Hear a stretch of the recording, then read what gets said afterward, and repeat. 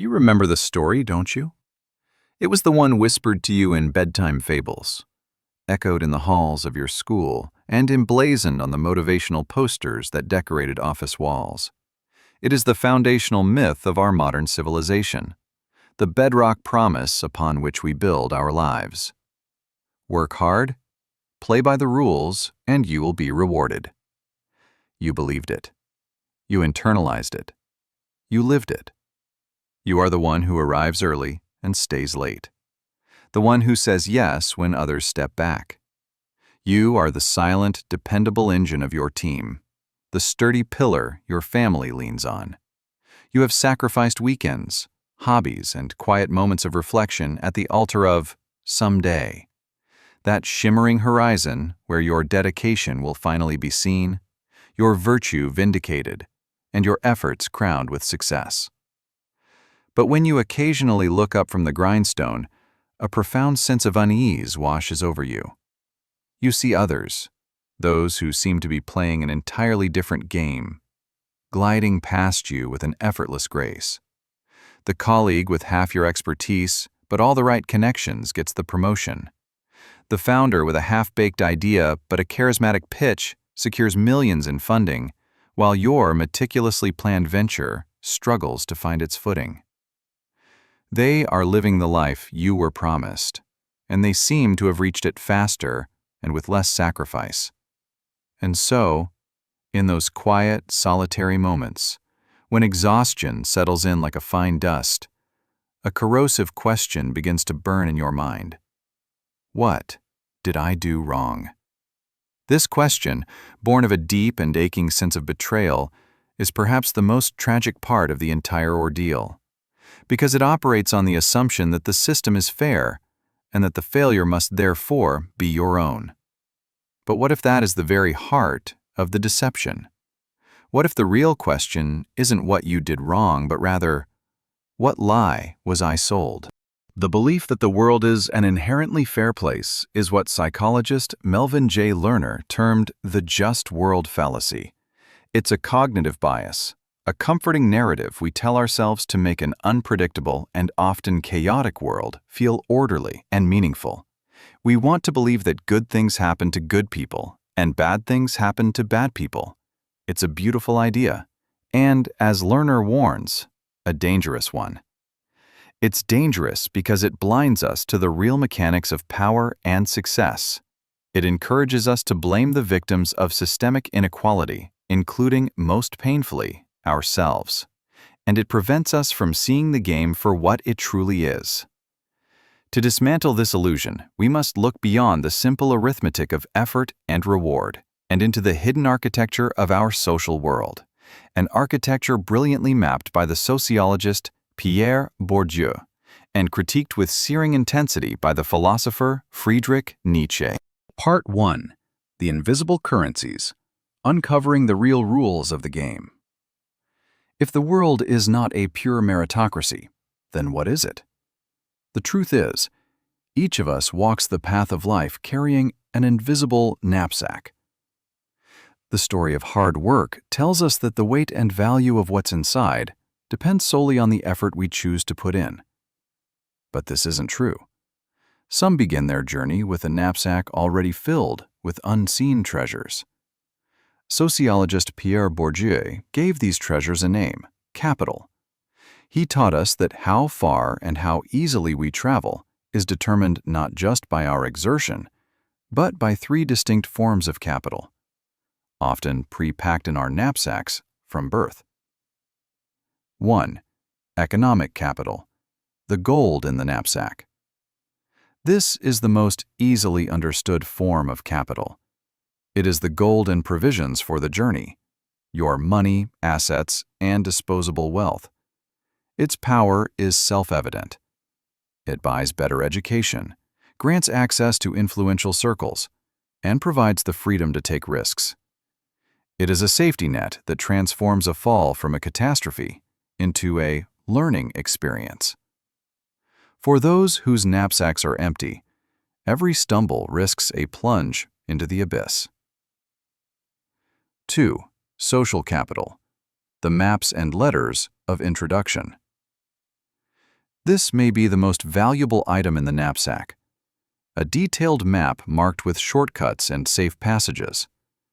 Social capital is your network. It is your family background, your alumni association, your friends, and the web of relationships they represent. This map points to hidden opportunities, trusted allies, and valuable information unavailable to the general public. While you are lost in the crowd, sending out resumes into the void, someone else is using a letter of introduction from their knapsack, perhaps a simple phone call from a parent, to bypass the gatekeepers and walk straight to the destination. They learn of industry shifts before they happen, receive mentorship from seasoned guides, and find support from those who will vouch for them without question. Lacking this map, you are forced to follow the most crowded, officially sanctioned, public roads. You are told that if you just keep walking, you will eventually arrive. You expend more time and energy, unaware that others have already reached the same destination through a private, hidden path. 3. Cultural capital, the passport and the password. This is the most subtle and, for many, the most disempowering form of capital. It is like a passport in your knapsack, stamped with invisible visas that determine which doors will open for you. Cultural capital is your manner of speaking, your tastes, your posture, your knowledge, even your accent. It is the brand that your upbringing has imperceptibly stamped upon you. A child raised in a home filled with art and literature, where dinner conversations revolved around politics and history, internalizes a form of cultural capital that makes them appear effortlessly brilliant and articulate. In a high-stakes interview or a boardroom meeting, this becomes a silent language, a password that signals to the gatekeepers, "I am one of you." This is where the game becomes most cruel.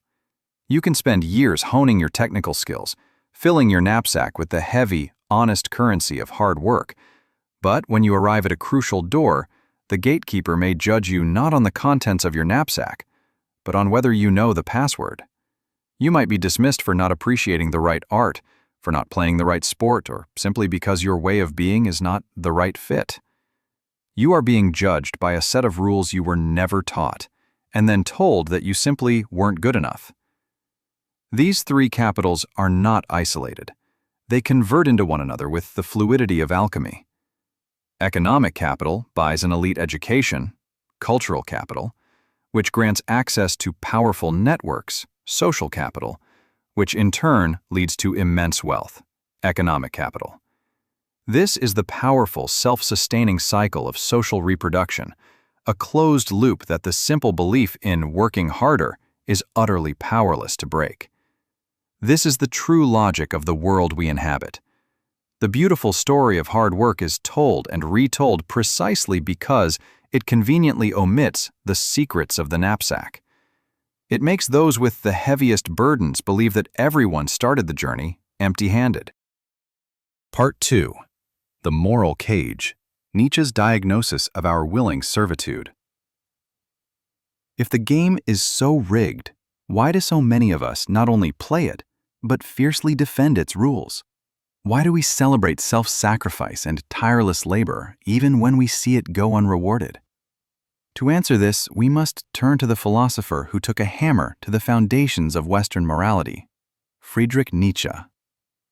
Nietzsche argued that what we call morality is not a divine or universal truth, but a human invention, a weapon forged in the crucible of power struggles. He identified two fundamentally different moral systems: master morality and slave morality. Master morality is the value system of the noble, the powerful, and the life-affirming. The master creates values. He looks at his own qualities, strength, ambition, creativity, courage, and calls them good. Bad is merely an afterthought, a descriptor for the weak and timid who stand in his way. Slave morality, conversely, is born of the oppressed and the powerless. Lacking the strength to defeat their masters in reality, They wage a spiritual revenge through a transvaluation of values. They take the master's virtues and label them evil. Strength becomes dangerous pride. Ambition becomes sinful greed. Then they take their own conditions, born of necessity and weakness, humility, patience, compassion, and tireless work, and elevate them to the highest virtues. The good man is now the one who suffers patiently, serves without complaint, and is meek and obedient. This, Nietzsche would argue, is the moral system we have inherited. Our society praises the good employee who is humble, obedient, and willing to sacrifice. It creates a narrative where suffering is noble and endurance is a sign of profound character. This is the moral cage. It is a brilliant psychological trap that convinces the masses to embrace the very conditions of their own subjugation. It transforms the drudgery of labor into a righteous act. By believing that our hard work is a moral good, we find meaning in our exhaustion. We accept our lack of power because we believe we possess a superior form of virtue. This belief is a powerful sedative, quelling the fires of resentment and rebellion. The powerful don't need whips and chains when they can convince the masses to forge their own invisible fetters out of a sense of duty and moral pride. The voice in your head that tells you to just work harder is the echo of this ancient moral code. It is the voice of slave morality, whispering that your value lies in your capacity to endure, not in your capacity to conquer. Part 3. The Path to Liberation. From Pawn to Player. Recognizing this grand deception is the first, terrifying step toward freedom. It can feel like the ground has crumbled beneath your feet. If fairness is an illusion and morality is a tool of control, what is left? Cynicism? A ruthless pursuit of self-interest? This is the mistake many make. Nietzsche's answer was not to become a heartless tyrant. His call was for the emergence of the Übermensch, the overman or superhuman. Not a master who enslaves others, but an individual who becomes the master of themselves. The Übermensch is the one who breaks free from the inherited slave morality, overcomes the herd instinct, and creates their own values. This is not a call to abandon morality, but to transcend a morality designed to keep you small. It is about building a new foundation for your life, one based on conscious strength, self-authorship, and a clear-eyed understanding of the world as it is. This is how you transform from a pawn in the game to a player. 1. Reclaim your power. The shift from obedience to ownership. The first principle is to stop seeing your value as something to be granted by others. You must define it yourself. This means shifting your mindset from that of an employee waiting for a raise to that of a sovereign individual building an empire, even if that empire is just your own life. Stop asking for permission. Don't wait to be chosen. Create impact on your own terms. This could mean starting a side project, learning a high-value skill outside of your job description, or building a professional brand that is independent of your current employer. Understand leverage. Hard work is a linear input. You put in 1 hour, you get 1 hour's pay. Leverage is a force multiplier. What skills, knowledge, or connections can you develop that will generate value even when you're not actively working? This could be writing a book, creating a course, building a scalable business, or investing. The wealthy don't just work hard. They master leverage. 2. Become a student of the game. Cultivate your capitals strategically. Instead of blindly pouring all your energy into your assigned tasks, start consciously investing in your 3 capitals. Build your social capital. Networking is not about being fake. It's about building genuine relationships. Make it a priority to connect with people inside and outside your field. Join industry groups, attend conferences, and most importantly, be a giver. Offer help and value to others without expecting an immediate return. Your network is your safety net and your launch pad. Develop your cultural capital. This is about becoming a more interesting, knowledgeable, and multifaceted person. Read voraciously. History, philosophy, science, fiction. Learn a new language. Take up public speaking. Travel. This not only enriches your life, but also equips you to connect with a wider range of people and navigate different social environments with confidence. It makes you someone people want to have at the table. Practice strategic kindness. Kindness is not weakness, but indiscriminate kindness can be. The philosophy here is not to become ruthless, but to be discerning. Understand that your time and energy are your most valuable resources. Direct your help and loyalty toward people and projects that align with your values and have the potential for mutual growth. Learn to say no gracefully, but firmly to requests that exploit your goodwill without offering respect or reciprocity. 3. Forge your own moral compass. Beyond good and evil. Ultimately, the goal is to create your own table, not just find a seat at someone else's. This requires the courage to define your own version of a good life, independent of society's pre-packaged definitions. This is the essence of Nietzsche's Übermensch. Its core is authorship. You are the author of your life story. You decide what constitutes a victory. You define your own moral code, one based on strength, creativity, and self-realization, not on guilt, obligation, and the approval of the herd. This path is not easy. It means being willing to disappoint people who benefit from your compliance. It means being misunderstood. It may mean standing alone for a time while you build a new foundation. This requires more than just confidence. It requires profound courage. Conclusion: escaping the cage, becoming your own master. If you have ever felt the sting of this unjust system, if you have ever felt powerless in the face of its unfairness, then know this: you are not crazy. You are waking up. You are beginning to see the bars of the moral cage you were raised in, a cage forged from the beautiful promises of dedication, obedience, and someday, a cage that feels warm and secure, but is a cage nonetheless. You are now standing at a crossroads. On one side is the familiar red door labeled Obey, leading back to a path of exhaustion, but also of certainty. On the other is a new yellow door labeled Think, opening onto a wilderness of uncertainty, but also of infinite possibility. To choose the second door is not to become selfish or cold. On the contrary, it is to embrace a higher form of kindness, a kindness that is wise, strong, and conscious. It is to move beyond a morality that keeps you small and embrace a morality that makes you powerful. It is the beginning of your transformation from a pawn moved by the rules of the game into a player who understands the board and makes their own moves. This is the path to becoming the author of your own life.